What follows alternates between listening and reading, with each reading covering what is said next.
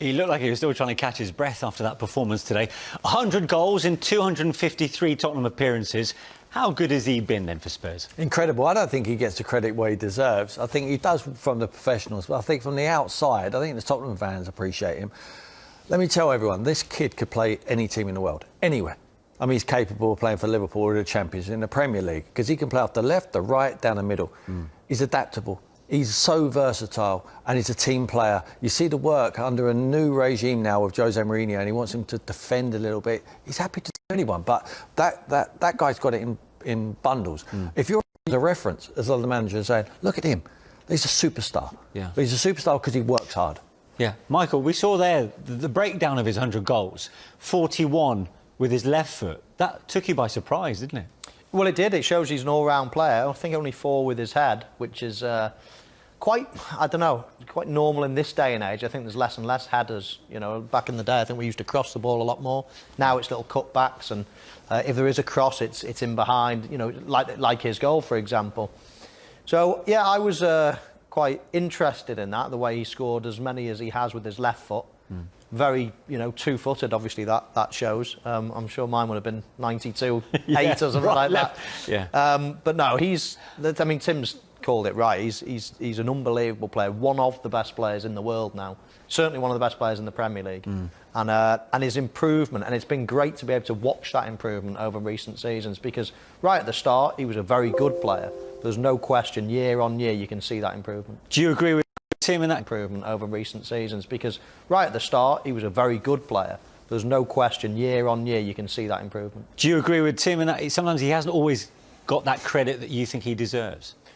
Well, I think a lot of people are quick to form an opinion of players, and if you formed an opinion of him when he first came over, you'd think decent player. And people are quite stubborn, and they don't tend to change their mind. And because he's got better and better and better, I think some people are eating the words from what they first thought. So yeah, I think he's developed into a tremendous player, and as I say, one of the best in the Premier League and the world. Yeah, and this understanding he's got with Harry Kane, which we'll look at in more detail in a second, is that something that comes naturally or something that needs to be worked on? I think naturally to a point. Good players can, you know, they've just got a sixth sense with other good players. You're just on the same wavelengths. And some people play football because they're very good physically, they can run. Some people are just very, very clever at the game. And I think once you get 2 players that are on that wavelength, then you see magic happening. And I think these 2 are like that. They've got a telepathic understanding.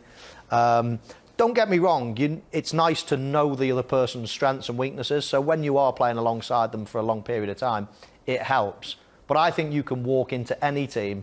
Son can walk into a different team and play with top players and straight away hit it off. Yeah. I think it's the cleverness of the footballer, the brain, the footballing brain. I think if you said to Sonny, we sat him down here and we said, tell me all the attributes of Harry Kane, he'd be able to tell you to a T. When he receives the ball in certain areas of the field, whether Harry can find him or whether he can't, and vice versa. Harry would be exactly the same because they're intelligent players, they think about the game, and they've been with each other for 6 years. That's an awful long time. They don't have to do too much work on the training field. He's watching, he's observing Harry, and Harry's observing Sonny on the training field. They played together so many times now.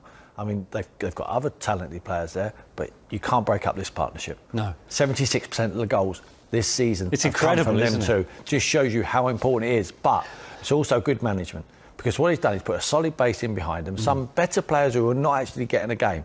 When Gareth Bale comes to the club, everyone thought, well, it's going to be the threesome up there.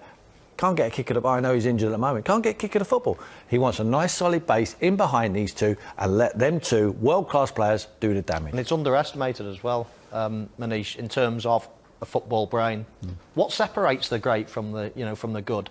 You know, Harry Kane, is he quicker than anyone else? No. Has he got more skill than anyone? No. As I say, it's a footballing intelligence, a football brain, making the right decisions, spotting things before they happen, you know, in anticipation. And as I say,